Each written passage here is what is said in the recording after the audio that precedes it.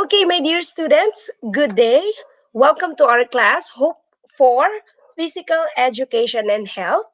Subject, my name again is Mrs. Jonalyn M. Obordo at ako po ay makakasama niyo sa loob ng isang session ng ating week number 2 for this subject. Kumusta kayong lahat? Sana ay nasa mabuti kayong kalagayan. At today, no, my dear students, it's going to be another exciting day because we will have another lesson to be discussed. And this is still under our most essential learning competency. At kitang-kita naman po natin, no, na ito ay sets FITT goals based on training principles to achieve and or maintain the HRF. Tanda pa ba natin kung ano yung HRF? Very good. The health-related fitness. Okay. And specifically sa araw na ito, i-discuss natin ang ating apat na sub-agenda or sub-objectives. Number 1, we will describe the nature of biking. Number 2, explain the principle of physical activity and FIT principles. Okay, next number 3, craft a personal recreational fitness plan, align of course with the FIT and physical activity principles. And also lastly, number 4, appreciate the advantages of applying FIT principle in recreational activities. Okay, so let's get going. Your journey on the previous lesson gave you the opportunity to understand the concepts and benefits of recreational activities. Hindi ba last week, no, natutunan natin yung iba't ibang mga types of recreational activities, di ba? Also, we were able to discuss the healthy eating habits. Na-identify din natin ang iba't ibang personal and environmental barriers and physical activities. Kasama na rin, no, yung pag-assess ninyo ng inyong fitness skills. Kaya naman, nabalikan ninyo yung tinatawag nating physical fitness test. Okay. That determines, no, that led you to determine your recreational activities or the recreational activities that will suit you and improve your health-related fitness components. O, di ba? Last week yan. Kailan lang. At ngayon naman, sa ating bagong-bagong session ay pag-aaralan naman natin ang recreational fitness plan. Specifically, no, ipapakilala ko kayo sa recreational activity na kung tawagin natin ay biking. Okay? But before we go on to that specific lesson, no, gusto ko lang na malaman nyo that for this specific lesson, no, we will be guided more on our road to fitness. Marami kayong task sa araw na ito. Katulad na lang ng kayo ay gagawa ng inyong recreational fitness plan na naka-align sa iba't ibang principles ng physical activity at ng FITT, which I know tandang-tanda nyo pa because all of these lessons were discussed to you during your PE1, PE2, and PE3. At lahat ito ay makakatulong, no, para ma-attain natin at ma-achieve natin yung tinatawag nating effective fitness goals. So, kung kayo'y handa na, ako'y handa na rin, let's start this. Okay? So, first is that we have the activity number 2.1. So, this is question. Okay? So, question, sorry, we have two combined words, questions and discussion. Okay? For this specific activity, all you have to do is to read the following statements below. Ayan, meron tayong dalawang bubbles dyan.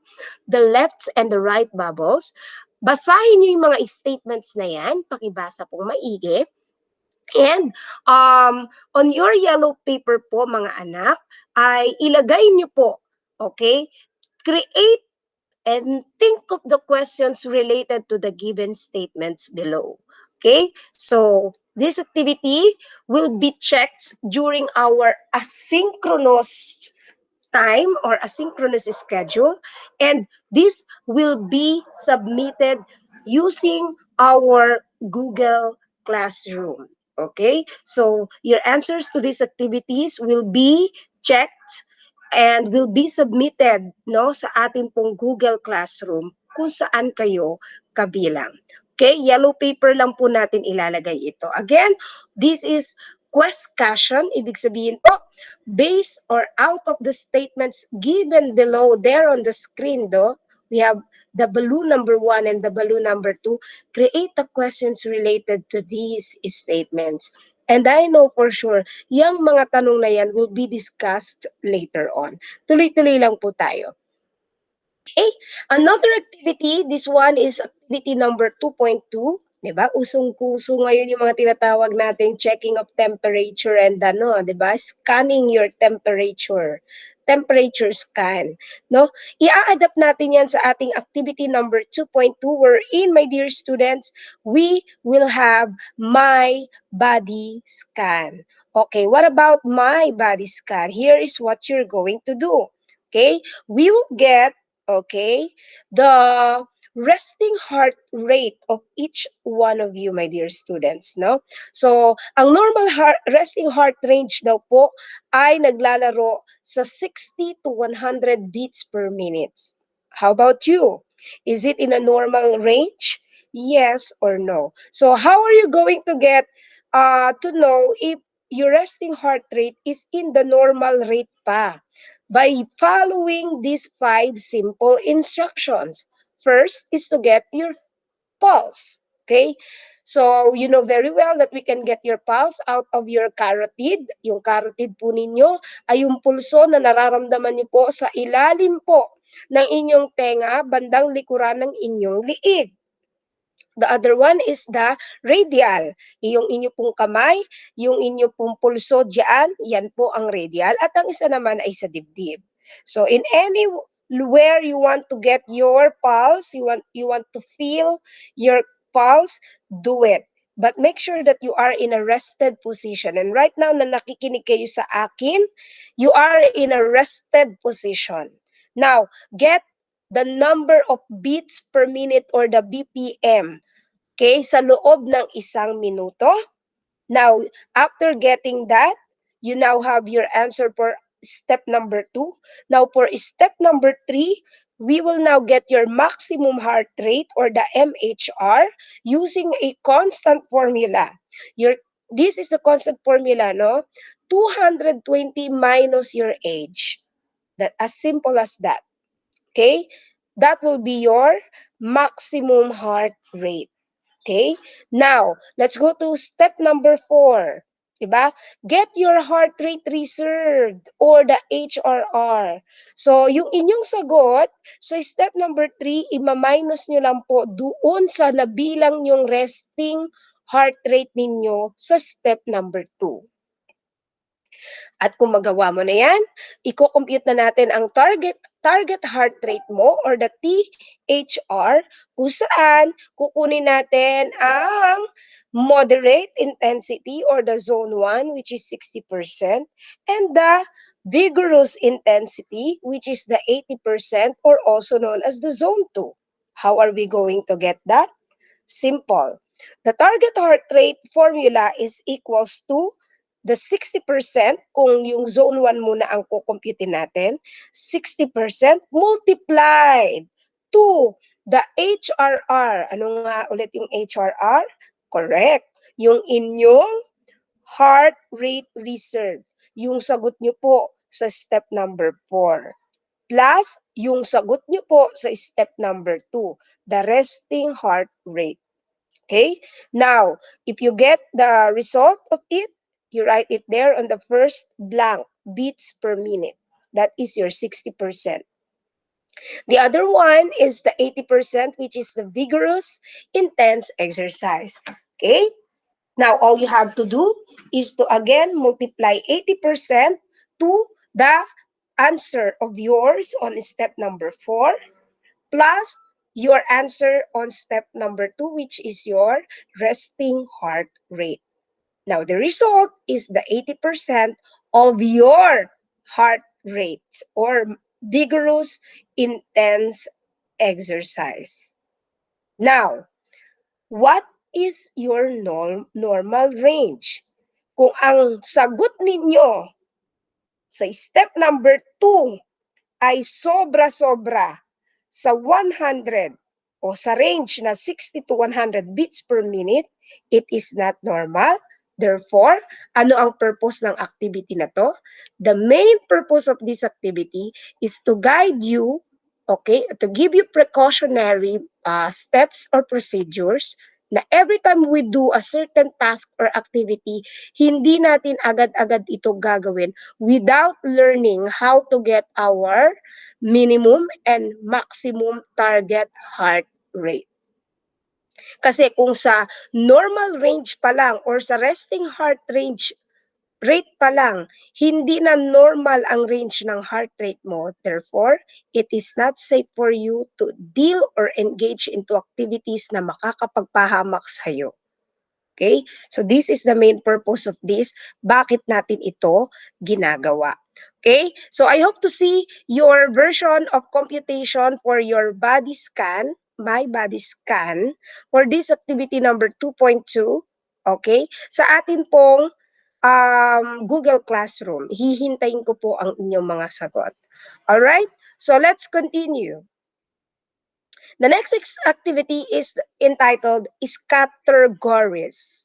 Okay, so correct. The combined words or terminologies are scatter and categories. Now, as you can see there on the screen right now, we have there words such as progression, type, intensity, specificity, frequency, reversibility, time, and overload. Ano po ang gagawin niyo yan? Yan po ay mga nakascatter. For this activity, please categorize them, okay, according to the first column, physical activity principles, and the second one, the FITT principles.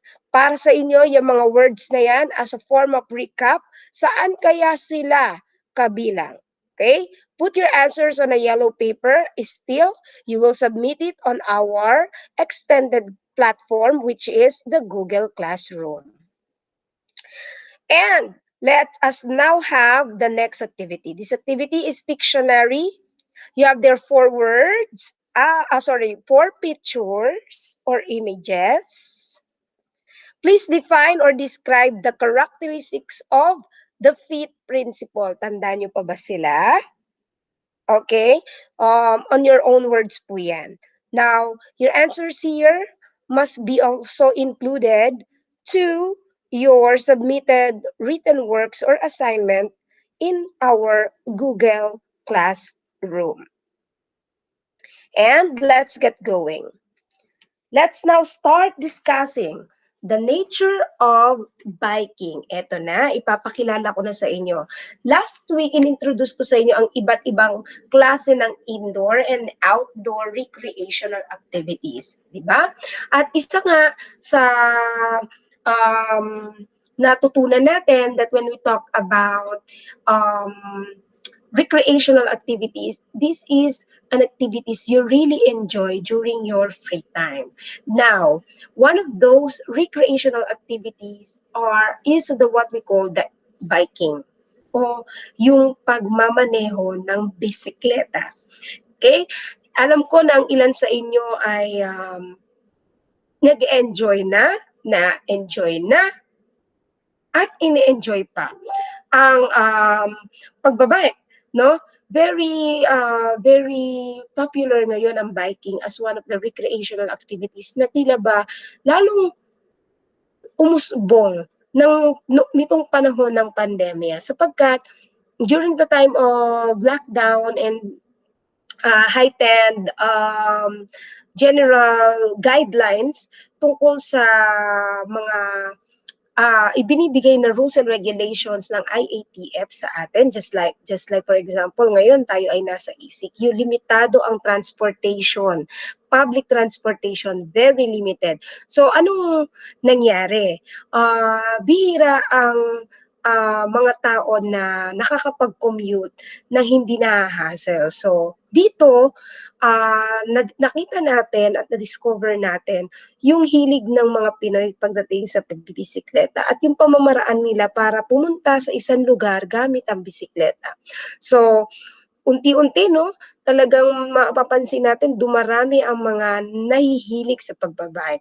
And it is not because as used as means of transportation, but also it can be considered as a recreational outdoor activity. Now, it can also be indoor, pero mamaya ipapaliwanag ko sa inyo kung paano.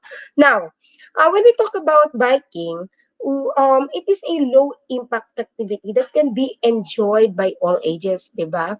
Marami ang nagbabike, mapabata, matanda, mapamarunong, mapahindi, na na-e-enjoy ito. Okay? So, paano ma-e-enjoy ang pagbabike? It is a powerful cardio workout that help raise your heart rate and burn calories when done in an hour.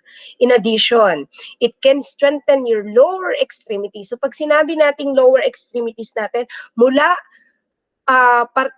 sa bewang na parte ng katawan natin pababa. Nandiyan ang ating mga legs, hips, and glutes. So ang ating mga binti, ang ating mga balakang, ganoon na rin ang ating puwetan ay nade-develop at na-strengthen out of biking. So unlike other sports, no, itong activity na ito, hindi ito masyado nagre-require ng malakas o mataas na level ng physical skills. No? Ano-ano ba ang mga skills na made-develop kapag ikaw ay nagbabike? Mamaya i-discuss natin yan. No? Biking is an ideal outdoor activity that can be done indoor also. Pwede siyang indoor gamit ang mga tinatawag nating stationary bike. So, alam din natin that even a regular riding of your bicycle can help you protect from serious diseases. Ano ba yung mga diseases na natutulungang i-aid ng recreational activity or exercise na pagbabike? Nandiyan ang obesity, heart disease, mental illness, diabetes, at kahit pang arthritis, no, kasama yan. So, this is one of the best ways, no, na pwede nating ma-reduce yung mga tinatawag nating health problems na associated sa sedentary lifestyle o yung inactive living. So, sa ngayon, no, mga anak, no, napakarami ang possible na nasa sedentary lifestyle na. Dahil lahat tayo ay nananatili sa bahay, halos lahat tayo, limited ang ating paggalaw at paglabas. Therefore, we are encouraged to really join or think of ways to improve our leisure time or yung tinatawag nating free time. Ayan. At isa nga doon ang pagbabike. Now, ano-ano ba yung iba't ibang mga skills na nade-develop o dapat nating i-develop pag tayo ay nagbabike? Siyempre, number one, yung balance. Yung pag-maintain natin yung tinatawag nating equilibrium. Ito yung makakaiwas para tayo ay ma-fall off sa ating mga bike. Ibig sabihin, we have to maintain this skill, 'di ba? Ang balance ay skill-related component, 'di ba? So dapat kung tayo ay magba-bike, ang pagbabalanse ay dapat nating matutunan. Another skill no sa pagbabike ay yung tinatawag nating pedaling. Okay, gamit ang pedal, 'di ba? You will learn how to push down and pull ups, no? Yung mga pedal simultaneously. Kailangan natin gawin 'yon smoothly dahil hindi tayo makaka-move forward o hindi natin ma-enjoy yung benefits of biking kung hindi tayo magpe-pedal. Ganon din ang pagbe-brake, no? Pag tayo ay nagbe-brake, no, nire-reduce natin yung speed na ng ating mga bisikleta or ito rin yung nakakatulong para ma-prevent natin yung ating bike para sa paggalaw. Tayo rin ang may control ng pagbe-brake, no? Yung shifting and descending, okay? Ito ay mga skills na ng mga tinatawag nating used to it o yung almost professional na sa pagbabike kasi dito gumagamit na ito ng mga gear at ng mga skills na very crucial lalo-lalo na kung into sports na talaga ang ang tao na gumagamit ng bike. Okay? So, sa descending, nakita niyo naman sa picture diyan, may slope, 'di ba? So usually ito ay mga rides na pababa at talaga namang ang mga surface nito ay hinahayaan or hinihinga ng mga skills na talaga namang develop na, lalo-lalo na sa mga moving or sloping downward ng bisikleta. Okay, so after kong i-introduce sa inyo itong mga biking skills, um, importance of biking or health importance or essence ng pagbabike and benefits ito sa ating katawan at ang background din nito, it's time para ma-inspire tayo na kahit ang simpleng pagbabike, no, ay pwede nating magamit para makapag-create tayo ng tinatawag nating fitness plan. Okay, so ano-ano ba itong mga fitness plan na to? Ano-ano ba itong tinatawag nating recreational program plan? Paano natin siya gagawin? This time, my dear student, I would like to remind you of our lessons regarding the principles of physical activity and of course, the FIT principles. Tandaan niyo pa ba sila? Let me help you be reminded of them. They are actually part of our week 3, sometimes week 2 lessons in PE 1, 2, and 3. But this time, we will include them once more sa ating lesson para magawa ninyo ang ating output para sa session na ito. If you're ready, let's start. So, when we talk about principles of physical activity, 4 po ang principles na dapat nating tandaan dyan. Una, yung overload principle. Pangalawa, yung progressive principle. Pangatlo, specificity principle. At yung pang-apat ay yung reversibility principle. I know, I can feel you, tandaan nyo pa sila. Pero balikan pa rin natin. So when we talk about principles of physical activity, unang-una po dyan, yung tinatawag nating fundamental rule na overload principle. So when we talk about overload principle, in order for the muscle, kasama na yung mga skeletal muscles natin dyan, lalo na yung heart natin, no? To increase their strength, it must be gradually stressed by working against a load greater than it is used to be. Simple lang po pag tinawag nating overload principle. Pag tinawag po nating overload principle, this principle specifies the increase of intensity, time, duration, or even the type of workout or recreational activity, no? Na i-adapt mo little by little. Okay? Little by little sa iyong sistema. Ngayon, most of my learners, I know for sure, no, na sanay kayo sa routine na mag-online class sa umaga, magtatanghalian, mag-online class sa hapon, and maybe, wag naman sana, ang routines nyo ay magtatapos na doon. Klase, kain, TV. Now, we have to stop it because it can lead to serious health diseases. Ano ang gagawin natin? I-embrace natin ang unang principle ng physical activity or recreational activity. Anong gagawin natin? Magdadagdag tayo. Overload nga, di ba?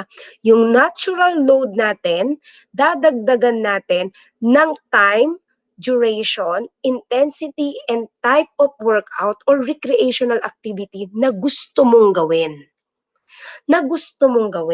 Halimbawa, pwede kang magdagdag ng 10 minutes up to 30 minutes of biking, of dancing, of doing Zumba, of doing running in a day. 30 minutes. That's overload principle. Yung normal na system mo ay dadagdagan mo little by little, i-achieve mo yung tinatawag nating adaptation, no? Kung saan sasanayin mo ang iyong sistema na may ginagawa ka beyond your beyond your normal or regular or routine activities mo.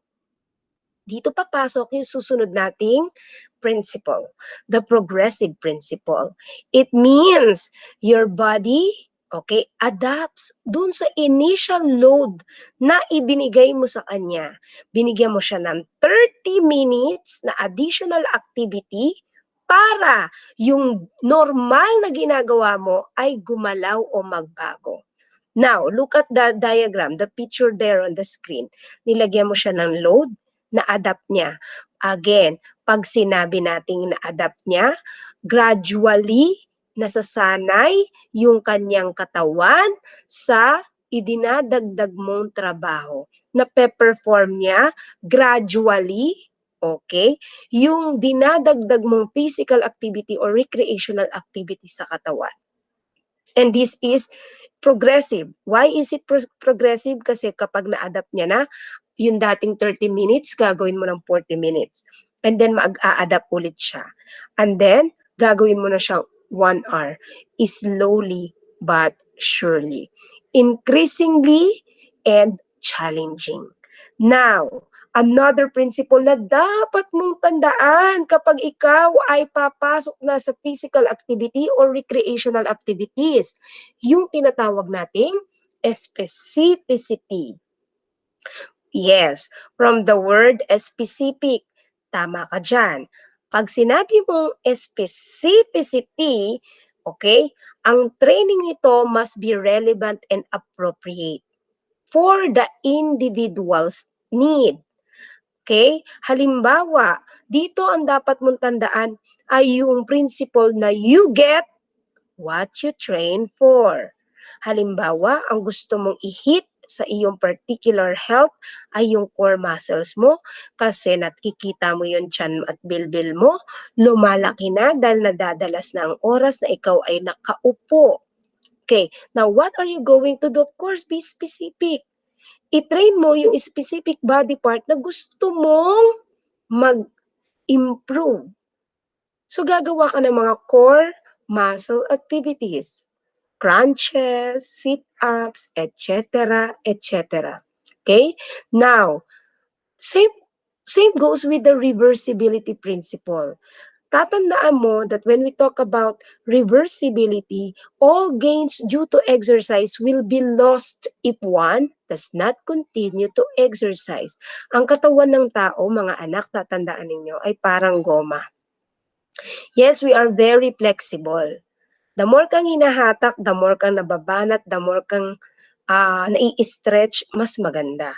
Pero, kapag hindi mo na siya ini-stretch, kapag hindi mo na siya ginagamit, babalik siya sa dati. Kuluntoy, walang use, walang gamit. No? Dito sa principle na to, reversibility, you have to understand the principle that it is use it or lose it. Gamitin mo or malus ka, matapon ka. I mean, masayang. Masayang lahat ng, o matapon lahat ng effort and time na ibinigay mo during the time that you are active. Kasi babalik yan. Ano yung pakiramdam nung nag-exercise ng buong buwan, tapos stop ka lang ng 1 week, pagbalik mo ulit sa exercise, masakit na. Bakit? There is the what we call the reversibility of our muscles. Normal po iyon. Alright? So please do not forget, no, that there are 4 principles of physical activity. 1 is the overload principle. 2 is progressive principle. Specificity principle. And the reversibility. Now, para mas maging makatotohanan itong principles na ito ng physical activity, it should be guided, of course, with the FITT Plan.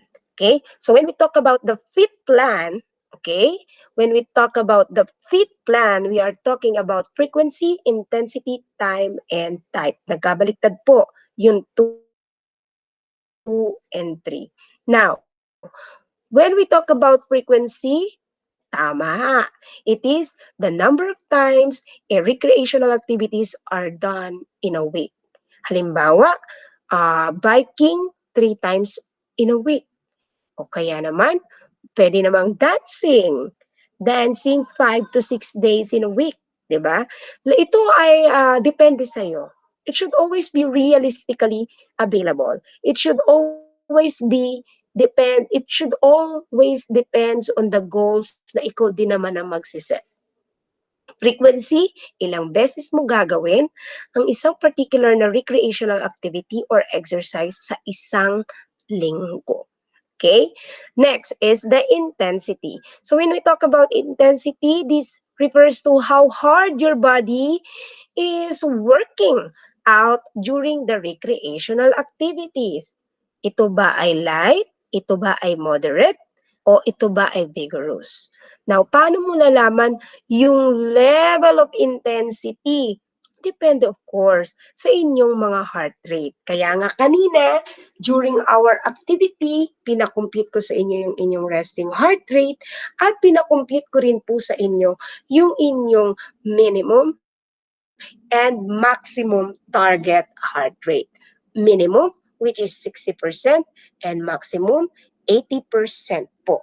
Again, depende po yon sa kakayahan ng inyong cardiorespiratory endurance or health-related components. Next, the time. Time, di ba? Sabi ko sa inyo, ang oras ay ginto. Ganun din sa recreational activities and exercises. The duration is spent during the recreational activity para ma-increase ang inyong progress and yung inyong overload of an activity ay napakahalaga. So, halimbawa, 20 minutes to 1 hour biking, 20 minutes of walking, 30 minutes of Zumba or aerobic exercises, etc., etc. And last is the type. 'Di ba?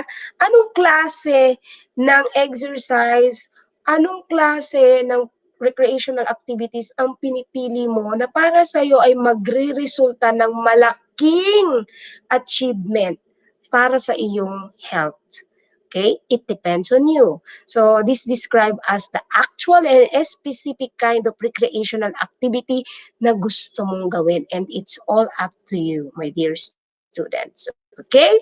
Now, with all that has been said and done, lahat ng mga ibinahagi kong information at ni-recall nating mga lessons, we will now go to our next activity. This is a startup activity wherein you have a very simple direction. Here, in a startup activity, di ba, isiset natin ang lahat ng bagay para ma-achieve natin ang ating goal na maging fit. Okay? First, you will identify your fitness objectives. Nandyan po siya sa first column ng ating activity sheet. Okay? Ano-ano ba ang mga objectives mo? Halimbawa, is it to improve your cardiovascular endurance? Be specific here. Follow the principle of physical activity na principle of specificity or specificity principle.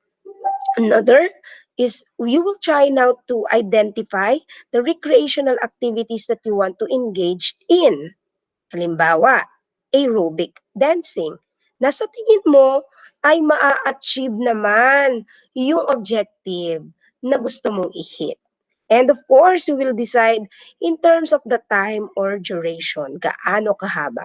Now, after completing all the needed informations here sa ating table para sa startup activity, please answer the guide questions. All of this must also be turned in our extended class, which is the Google Classroom. Okay? Now, another activity is the what I can do.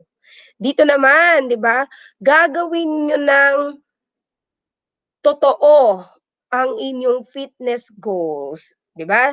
Last week, meron kayong recreational diary. This week, meron kayong startup activity.